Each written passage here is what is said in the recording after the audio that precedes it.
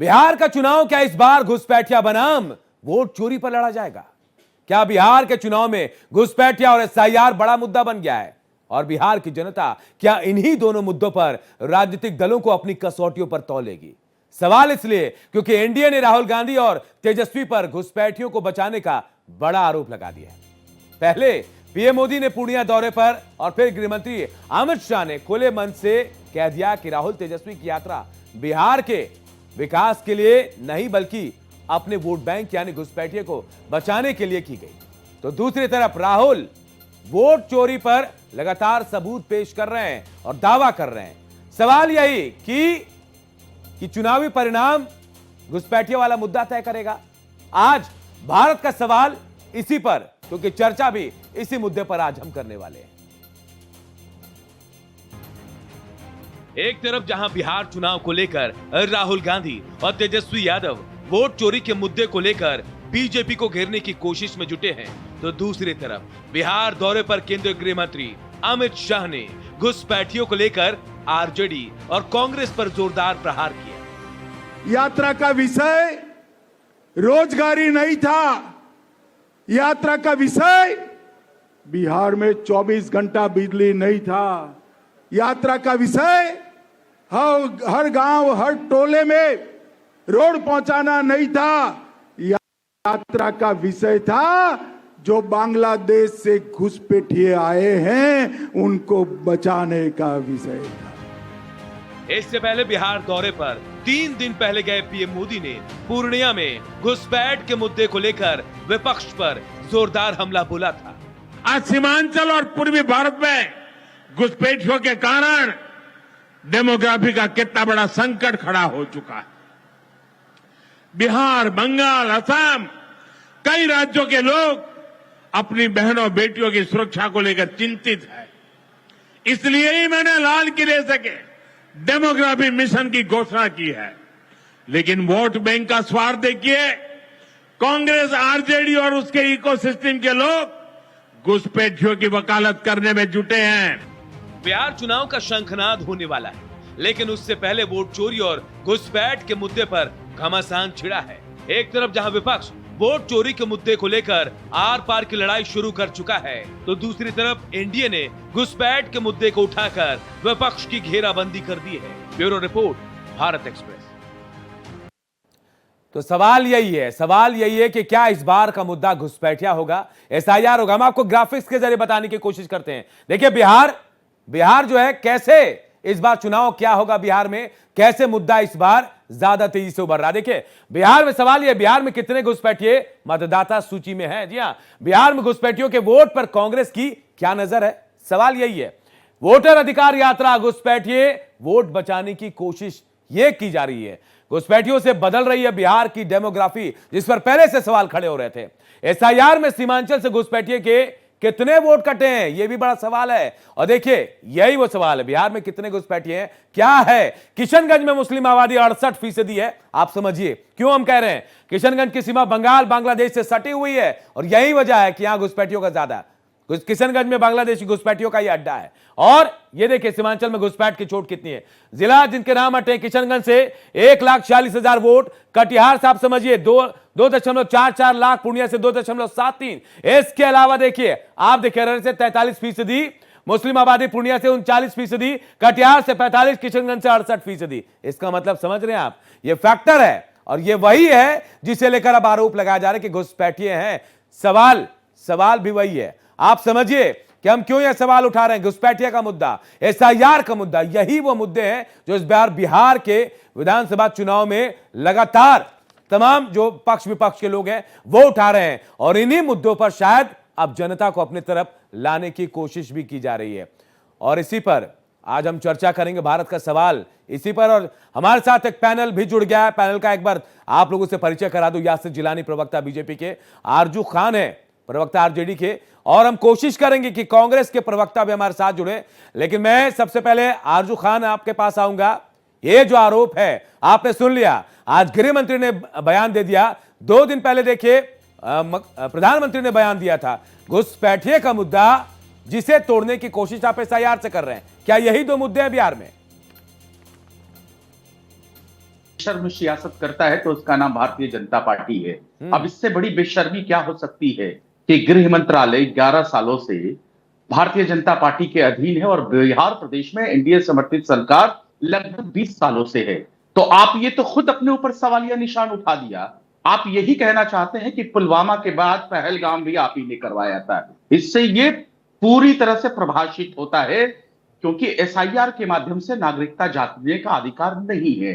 बिहार में एसआईआर हुआ, वोट कटे, लेकिन नागरिकता का अधिकार ये नहीं बताता, ये माननीय सुप्रीम कोर्ट ने कहा। तो आंखों में आंखें डालकर झूठ बोलने का एक माहिर और एक मतलब कॉन्फिडेंट के साथ अगर कोई झूठ बोलता है तो उसका नाम भारतीय जनता पार्टी है। और मुझे पता है ये आदरणीय प्रधानमंत्री से सीखते हैं। ये बेशर्म सियासत करते हैं, हिंदू मुसलमान की ध्रुवीकरण करने की बात करेंगे, क्योंकि इंप्लीमेंट्स नहीं है बिहार में, रोजगार नहीं है, पलायन है, चिकित्सा नहीं है, शिक्षा नहीं है। नेशनल हेल्थ सर्वे की रिपोर्ट में 63% से ज्यादा महिला एनेमिक है।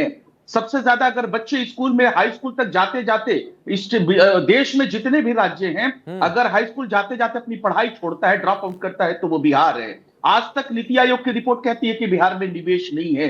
प्रति व्यक्ति आय सबसे ज्यादा 85 लाख लोगों के कम है, भारत सरकार का आंकड़ा है। तो ये करेंगे क्या भाई? इनका डीएनए तो अंग्रेजों का है, माफी वीरों का है। तो ये ऐसे ही करते हैं, डिवाइडेड रूल की पॉलिसी लाते हैं।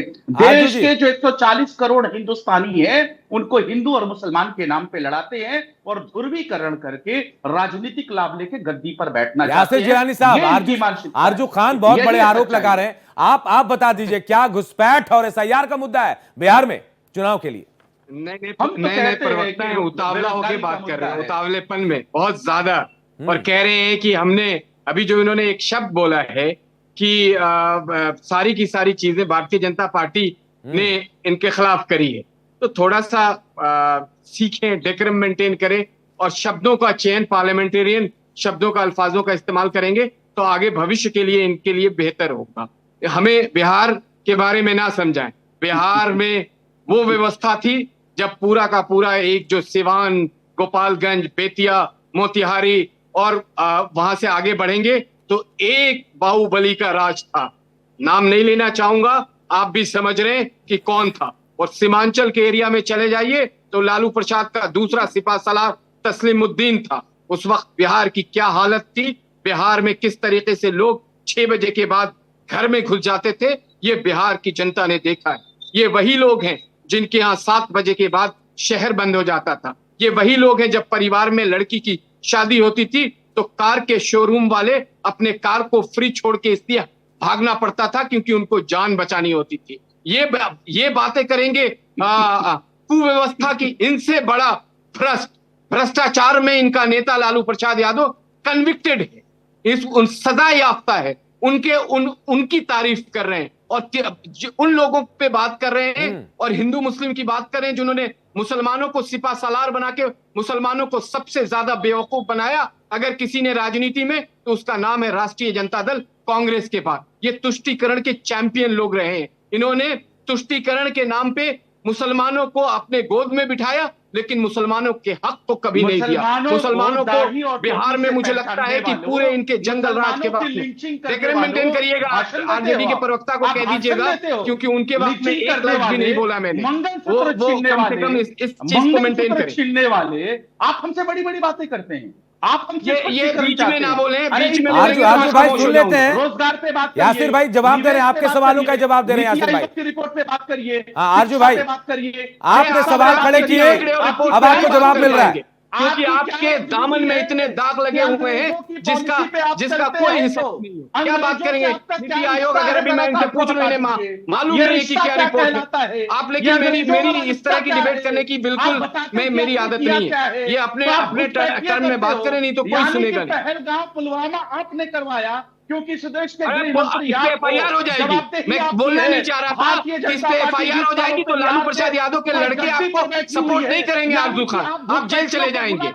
आप शब्द अभद्रता कर रहे हैं। एफआईआर होगी तो आप जेल जाएंगे तो लालू प्रसाद यादव के लड़के तेजस्वी आपकी मदद भी नहीं करेंगे। वो राजनीतिक लोग हैं। मुसलमानों को लड़ा कर पुलवामा हमने चाहते हो, कैसी बात कर रहे हैं? मंशा है, यही है भारतीय मोदी इनको जनता माफी मांगने के लिए पार्टी कहिए, का नहीं तो और कई सारे यही जिलों में दिखाता बिहार है, में इनके जो खिलाफ कपड़े FIR होगी। पहचानते हैं, जो चलते रहा, जो लीचिंग कर देते हैं, जो गरीब वंचित शोषित अकलियतों की बात कर नहीं करते हैं, मैं नहीं बात कर अंग्रेजों की सकता पॉलिसी इस पे तरीके से। चलोगे।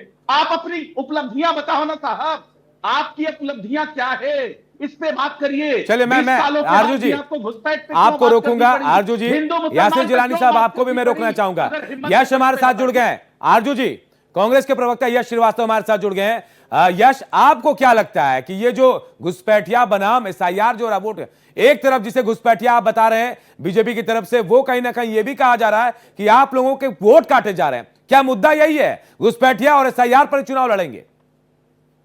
अनूप जी देखिए अच्छी बात यह है कि कम से कम हम इस बारे में विचार कर रहे हैं कि मुद्दा असल में क्या है। लेकिन बुरी बात यह है कि 11 साल तक इनका शासन होने के बाद अभी भी ये घुसपैठियों के नाम पे रो रहे हैं। केंद्र सरकार में ये है, सुरक्षा इनका जिम्मा है, पुलिस इनका जिम्मा है, घुसपैठ रोकना इनका जिम्मा है।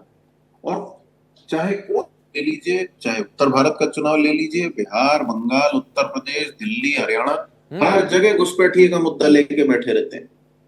और आपकी जब ब्रीफिंग आई थी तो उसमें लिखा था कि भैया कांग्रेस पर बरसे अमित शाह, नो डाउट बरसे होंगे, लेकिन बिहार जाके क्यों बरस रहे हैं? वहां तो वैसे भी बाढ़ आई हुई है ना, किसी सूखी जगह में चले जाए। काम तो कोई है नहीं इस सरकार को। क्या काम किया इन्होंने? आप मुझे एक काम बता दीजिए 2025 में, मैं इस महान डिजिटल इंडिया के जमाने में एक साधारण से ब्लैकआउट के कारण आपसे इस तरह बात कर रहा हूं और ये हमें बातें टिका रहे हैं घुसपैठियों की। पूरी दुनिया 1 सेंटीमीटर का ड्रोन बना रही है। आपने जिक्र किया यश भाई, और पीछे बिजली भी आ गई थी, मैं वापस आऊंगा। आई और चली गई, बिजली जुमले की तरह चल रही है अनूप भाई।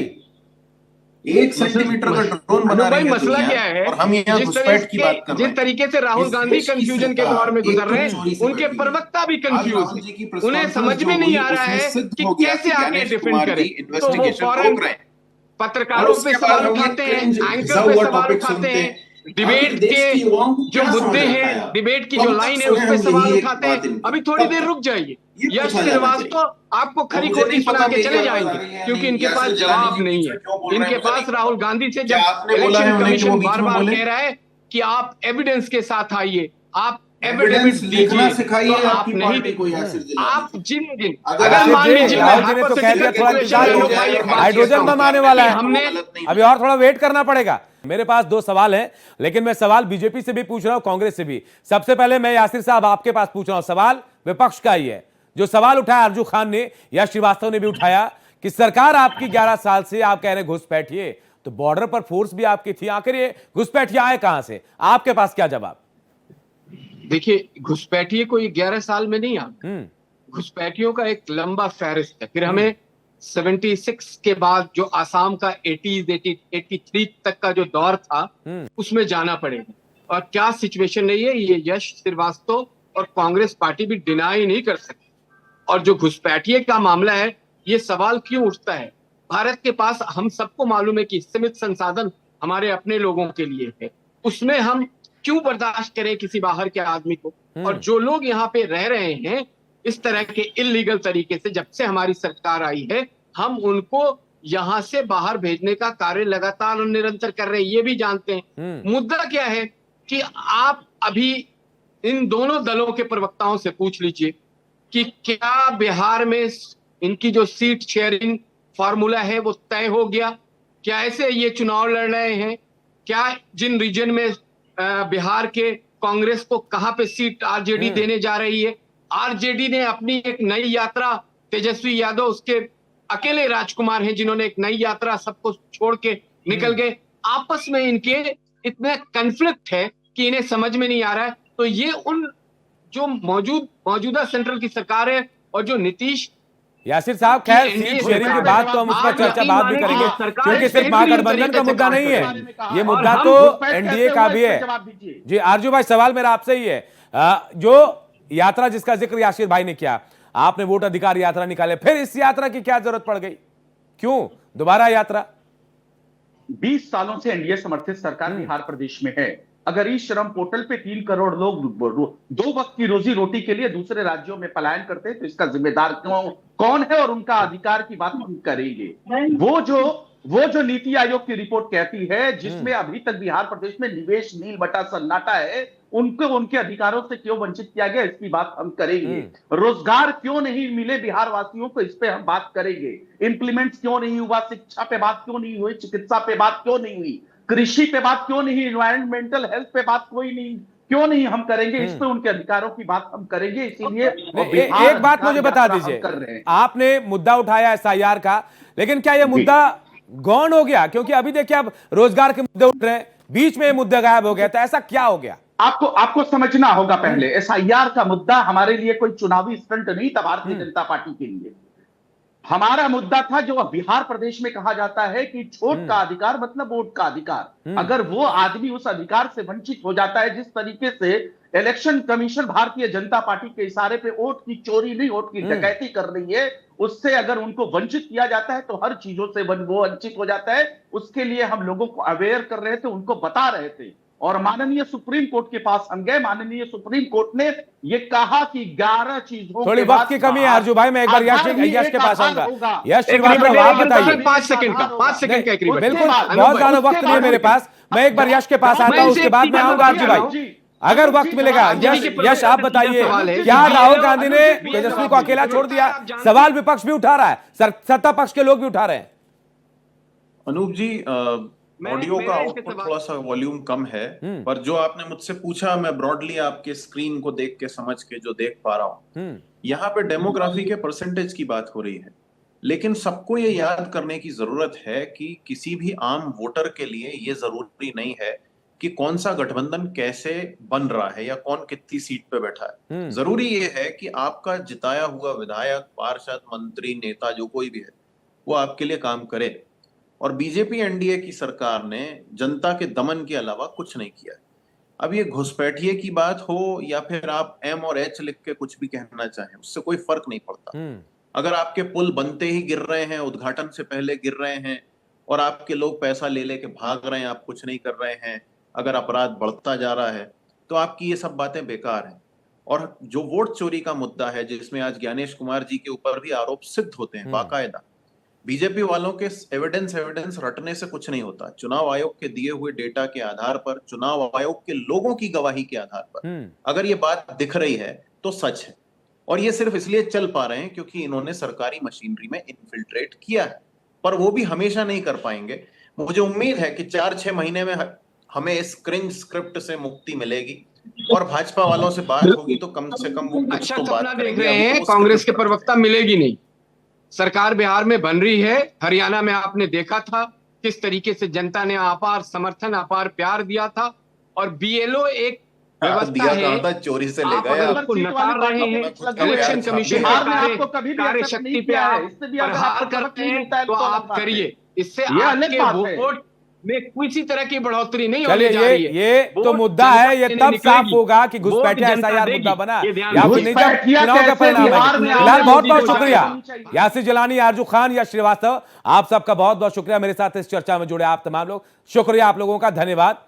बिहार चुनाव को लेकर एनडीए और महागठबंधन एक दूसरे पर एक के बाद एक गंभीर आरोप लगा रहे हैं। जहां विपक्ष वोट चोरी का मामला उठाकर लोगों का भरोसा जीतने की कोशिश कर रहा है, तो वहीं एनडीए ने बिहार में घुसपैठ का मुद्दा उठाकर विपक्ष को कटघरे में खड़ा कर दिया। अब बिहार की जनता किस मुद्दे पर किसे वोट देगी, ये तो चुनावी परिणाम ही बताएंगे। मुझे दीजिए इजाजत, नमस्कार।